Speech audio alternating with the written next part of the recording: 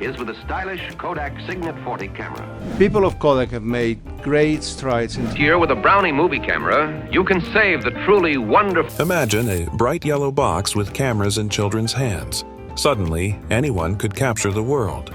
For over a century, Kodak ruled film and made Kodak moments part of our language. But behind its cheerful logo lies a roller coaster of daring inventions, missed opportunities, and a fight for survival.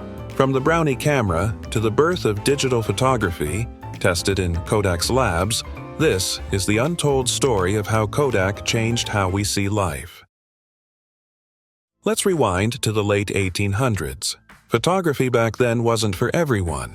It was slow, expensive, and complicated. But George Eastman, a bank clerk from Rochester, New York, had a vision. What if taking pictures could be as easy as writing a letter? He set out to make that happen with his business partner, Henry A. Strong.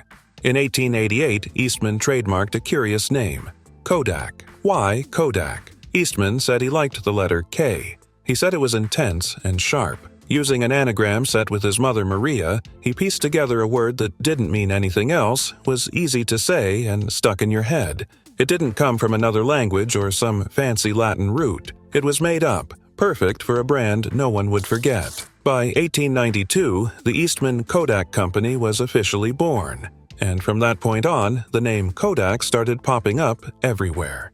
As the 20th century rolled in, Kodak invested big in research and development. They weren't just riding a wave, they were building it. Their labs produced everything from photographic paper to color film, and they quickly became one of the world's biggest suppliers of film products. This film became the basis for Edison's invention of the motion picture camera and projector.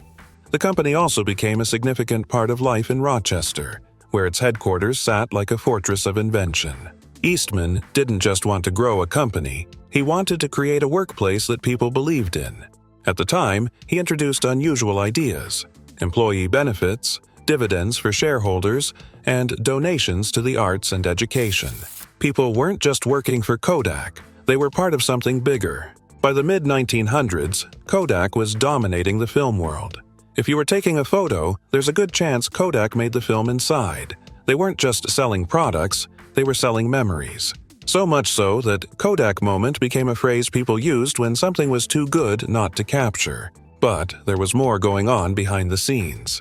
Kodak's scientists were constantly experimenting. They had entire research departments working on new ways to record images. In one of these labs, the first digital imaging technology quietly appeared in the 1970s. That's right, Kodak had the digital future in its hands In to shoot and drop in to show with the newest Kodak Instamatic movie projectors and decades before the rest of the world caught up. Still, for most of the 20th century, Kodak held on tight to film. After all, it had made them a household name. But when the digital age started growing, that devotion to film would turn from strength to weakness. The very thing they helped invent was now threatening their entire business. So, how did Kodak go from a name everyone trusted to a company struggling to stay relevant? To understand that, we have to dig deeper into the choices they made and the ones they didn't. The 1930s hit Kodak hard. When the Great Depression swept across America, even a giant like Kodak felt the chill. Between 1929 and 1933, nearly 1 in 5 Kodak employees lost their jobs. In Rochester, banks managed to stay afloat, but at the Kodak plant, 17% of the workforce was laid off. As his health deteriorated and the pain became increasingly difficult to bear, George Eastman made a heartbreaking decision. On March 14, 1932, at his home in Rochester, he took his own life. It was a tragic end for the man who had revolutionized photography and brought it into everyday life. Even as Kodak struggled, its leaders looked for ways to help. From 1931 to 1936, the company joined the Rochester Plan, an innovative unemployment insurance scheme dreamed up by Marion Folsom. Payments began in 1933, cushioning laid-off workers until Kodak hiring picked up again in 1936. It was a bold, private effort to lift spending and spirits, Used Moore's law and the assumption that a consumer would be happy with 2 million pixels. but few other companies chipped in, so the plan's impact on Rochester was surprisingly small. Behind the scenes, Kodak's research labs were buzzing. Scientists Leopold Godowsky Jr. and Leopold Mannis had been tinkering with color film for years, and in 1935 their efforts paid off with the launch of Kodachrome. Suddenly, bright, true-to-life color pictures were possible, and people couldn't get enough of them. At the same time, Kodak branched into new chemical products like vitamin concentrates and plastics, giving its labs fresh challenges and new profit lines. In 1934, Kodak struck a deal with Edwin Land, the brilliant inventor behind Polaroid. Instead of buying his patents outright, Kodak agreed to supply polarized lenses for Land's experiments. That choice would echo decades later, when Land's Polaroid Corporation stunned the world with instant print pictures using emulsions Kodak had made. It was a reminder that great ideas can leap out of unexpected partnerships. Leadership at Kodak also changed hands. Frank Lovejoy took over as president in 1934, steering the company through uncertain waters, and in 1941, Thomas J. Hargrave stepped into the role. Under both men, Kodak focused on research, diversification, and steady growth, even as war clouds gathered in Europe. When the United States entered World War II in December 1941, Kodak pivoted from consumer films to support the war effort. The War Production Board tapped Kodak's know-how to make microfilm for intelligence, pontoons for the Navy, synthetic fibers, explosive RDX, variable time fuses, and even hand grenades. The familiar yellow and red boxes on store shelves gave way to military orders as Kodak's factories ran around the clock. Kodak AG tried to keep its business going in Germany despite the conflict. In 1941, its German subsidiary was placed under local trustees, supposedly to shield it if war broke out with the U.S., but those plants ended up making triggers, detonators, and other war materials. And sadly, they used forced labor in Stuttgart and Berlin-Köpenick. In occupied France, Kodak Pathé facilities at Sèvres and Vincennes also produced goods for the German war machine. Even shipments coming back to America, bought through neutral countries like Switzerland, sparked debate among diplomats, some seeing them as harmless trade and others as unwise collaboration. We're a mighty lucky family to have so many fine movies of our good times together. And now that you can take your movies automatically with this new Brownie camera, I'm sure you'll want to get started right away. In the end, Kodak faced no formal penalties after the war. Through these turbulent years, Kodak stayed true to one core idea: push the limits of science to make better imaging products. The company that had once simplified photography for everyday people now found its factories and labs at the center of global conflict. From layoffs and heartbreak in the Depression to bombs and bullets in World War II, Kodak's story in the 1930s and 40s is a roller coaster of invention, sacrifice, and surprising detours. And yet, amid all the upheaval, the seeds of the digital future were quietly being sown. The same engineers who perfected Kodachrome and helped build war machines were sketching blueprints for the next big leap in imaging, the one that would, decades later, remake Kodak's world yet again. At one time, Kodak meant adventure, discovery, and family fun, all wrapped up in a little yellow box. It all started in 1900 with something called the Brownie. Priced at just $1, the Brownie was a simple box that anyone could load with film and point at whatever caught their eye. No more wrestling with heavy glass plates or spending hours in a dark room. The slogan might as well have been, "Snap it, share it, love it." Kids took brownies with them on trips. Parents tucked them into purses. Suddenly, everyday moments became snapshots worth keeping, and photography grew legs to wander out of fancy studios and into ordinary hands. Fast forward 6 decades, and Kodak was ready to up the game again. These are all over the place. So if you find one, the first thing you want to do is to do a fast test. Open up the film compartment. You open the back. In 1963, along came the Instamatic series. These cameras used little film cartridges that clicked easily into place. No threading film or worrying about whether it would wind properly. Load, point, and shoot. The result was a friendly camera that practically invited anyone to try it. Within a few years, millions of Instamatics were in homes, pockets, and glove compartments around the globe. Family vacations, neighborhood block parties, and school plays got their turn in the frame. While Kodak dominated the world of everyday photography, it was doing far bigger things behind the scenes. During World Wars, Kodak's film helped pilots and scouts map enemy lines from above. Every image captured in the sky translates into vital information on the ground. And when NASA set its sights on the moon, Kodak was there too. The film that recorded Neil Armstrong's first steps wasn't just a film. It was a piece of history that would hang in museums and living rooms for generations to come. All this happened against the backdrop of what might be called the color revolution. In 1935, two clever scientists at Kodak Research Laboratories, Leopold Godowsky Jr. and Leopold Mannis, finally cracked the code on color film. You can send this film through a normal color negative chemical process that is more widely done by labs out there, but it will come out as a negative. They called it Kodachrome, and it painted the world in vivid reds, blues, and greens that felt almost alive.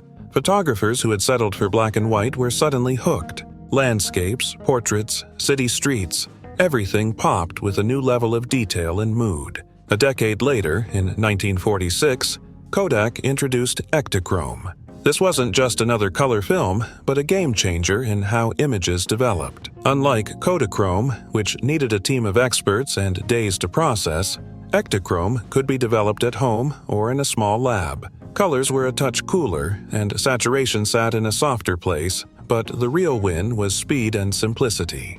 Ektachrome made it possible, without a long wait, for someone who wanted to see their photos fast. Thanks to Kodachrome and Ektachrome, color photography stopped being a luxury for professionals. Families could press the shutter on bright summer days and hold those moments in actual color by dinner time. Artists and journalists could explore fresh ideas, using hues to shape mood and tell richer stories.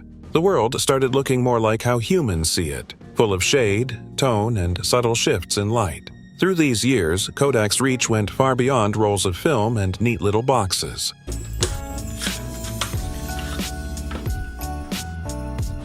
The company's labs kept pushing boundaries in chemistry and optics, while its factories ran around the clock to keep up with booming demand.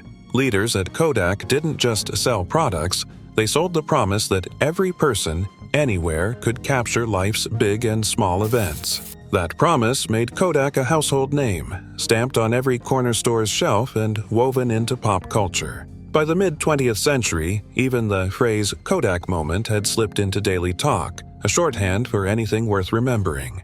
Watching a child take their first steps, seeing a candid laugh shared between friends, or pausing at a sunset became Kodak moments. The power of holding a print, flipping through slides, or sending snapshots to loved ones connected people in ways that hadn't existed before. Kodak's long stretch of film fame hit a significant speed bump late in the 20th century. What looked like another upgrade turned into what people now call the digital dilemma. Suddenly, a new picture machine that didn't need film was on the horizon. Kodak itself sparked the shift. In 1975, engineer Steve Sasson lugged home a prototype digital camera that recorded tiny black and white snaps, 0.01 megapixels, onto a cassette tape. She knew that we were these strange people in the back lab doing something, and she looked at the camera and said, well, okay. And so I took a head and shoulder shot of her. This chunky contraption proved that you could ditch film and see your photos immediately. It was a brilliant leap forward, but it also threatened Kodak's bread and butter, selling film rolls by the truckload. Kodak's leaders decided to shelve the digital camera instead of racing to sell it. They worried it would eat into their booming film business. At the time, that felt safe. Film was everywhere, and Kodak was king. But every second they waited, other companies edged ahead, building sleeker digital models that consumers and pros could buy. As film sales slipped, Kodak scrambled to catch up. They rolled out point-and-shoot digital cameras and dabbed at new online print services. But the market had already moved on.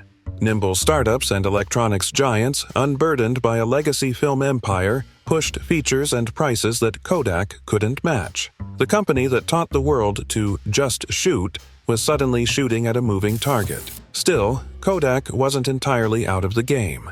Thanks to a tip from reader David Bangley, you might remember Kodak's DCS series, the unsung hero of professional digital photography. The shutter sound is amazing on this camera, which I know it doesn't really matter, but it's something that brings me joy every time I shoot it. So the experience of actually holding... In 1991, Kodak partnered with Nikon and released the DCS 100, the first commercial digital SLR. It was a Frankenstein, a Nikon F3 body grafted onto a 1.3 megapixel sensor and backpack-sized storage. It wasn't pretty, but it proved the concept. Through the 90s, Kodak refined the line. The DCS 200 added built-in storage so pros didn't have to haul around external gear. By the late 90s, models like the DCS 460 cranked up resolution and color depth. Then, in the early 2000s, Kodak's DCS Pro SLR cameras sported full-frame sensors, finally matching the look and feel of 35mm film. For a moment, Kodak led the pack in digital quality, but those pro cameras were pricey and niche. Kodak's heart was still in selling film to millions of families and snap-happy tourists. They never bet the farm on digital the way other tech companies did.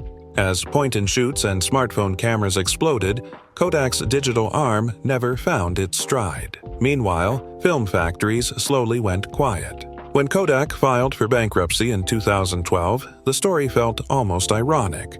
The same company that invented the first digital camera struggled because it didn't embrace that invention fast enough. It was a lesson in how even the biggest name can stumble when tomorrow's tech knocks at the door. So, what made the digital dilemma so dramatic? It wasn't just about new gadgets, it was about mindset. Kodak had built an empire on film, and every decision hinged on protecting that empire. When the world shifted, Kodak's camera crew was left packing up. The brand lives on in print services, industrial films, and specialty products. For the old Kodak faithful, you can still find a roll of film at a hip boutique or scan a favorite snap with a modern service. But the days of film ruling every corner store are gone. The 2010s didn't start kindly for Kodak. As digital cameras and smartphones took over, the company that once taught the world to just shoot struggled to keep up. In January 2012, Kodak hit its lowest point and filed for bankruptcy protection. It was a stark end to an era when few people imagined a day without rolling film. People of Kodak have made great strides in transforming this company over the last several years, but more work remains ahead of us. But that wasn't the final chapter. By September 2013, Kodak emerged from bankruptcy with a fresh game plan. The bright yellow boxes were gone from consumer stores, but the Kodak name lived on in new arenas. Instead of selling cameras and film to millions of hobbyists, Kodak turned its attention to businesses that needed high-volume printing and specialized materials. Today, you'll find Kodak's work in places you might not expect. Their commercial printing presses crank out food, cosmetics, and health product packaging.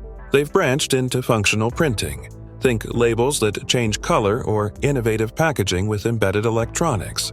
And in industrial print, Kodak plates and inks still fuel massive printing machines in factories from Chicago to Shanghai. Even so, Kodak didn't completely let go of its film roots. Around 2018, the company tapped into a growing wave of analog lovers and brought back Ektachrome, its classic slide film prized for vibrant yet natural colors. Photographers who'd hung onto old cameras rejoiced, loading rolls of Ektachrome into their vintage bodies to capture life in grainy, glorious color. Suddenly, film wasn't just nostalgia, it was a creative choice. Kodak Ektachrome, and specifically my experience using it on what Kodak also tried its hand at the smartphone trend. In late 2016, they rolled out the Kodak Ektra, a phone built for shutterbugs. It packed camera controls and a retro design that mimicked a rangefinder camera, complete with a knurled focus ring. It wasn't a blockbuster hit, but it showed Kodak still wanted a place in the snapshot world. Kodak's story has been grit and reinvention through all these pivots. They went from global film powerhouse to a leaner business-to-business outfit, then dipped a toe back into the hands-on world of photography. It's a reminder that even the most prominent names can reinvent themselves, mixing old strengths with new ideas. So what does Kodak look like now? You might pass their work on store shelves, in magazine inks, or on the corner of a clever product package. Global reach, the same products, the same quality, wherever you were. You might spot Ektachrome film peeking out of a hip camera store. And somewhere in a lab, a white coat team is likely tinkering on the next material innovation. Kodak's journey is far from over. It's just moved into a new chapter where film, print, and tech blend unexpectedly. Kodak's story isn't just about gear and gadgets. It's woven into how we live and remember. Think about the phrase, Kodak moment. It popped up in ads and stuck in our heads because it spoke to something real. That spark when life feels just right and you want to hold on to it forever. Capturing birthdays, sunsets, or a loved one's laugh, that idea became part of how we talk about memory itself. For professionals, Kodak was almost like a silent partner.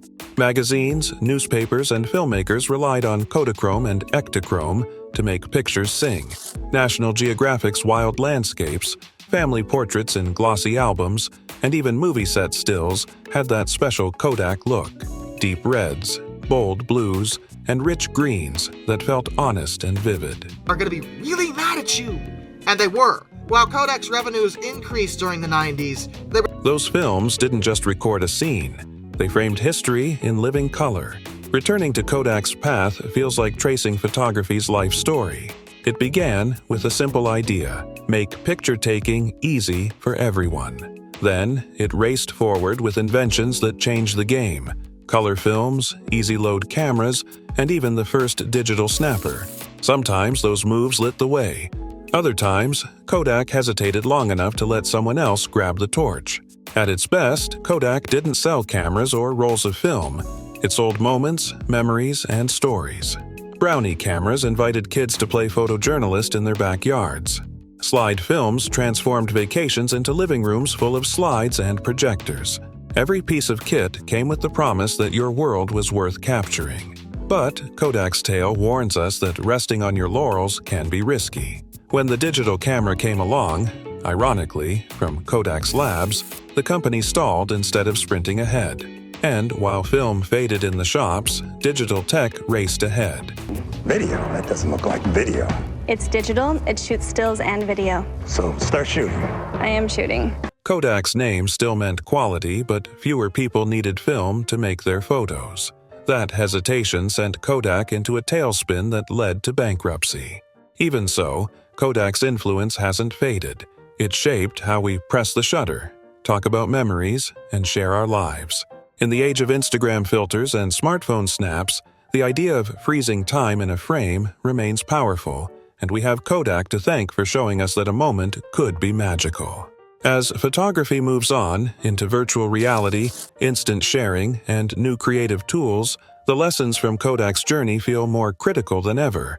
Keep inventing, be ready to change, and never lose sight of what matters, catching those small sparks of life that make us smile years later.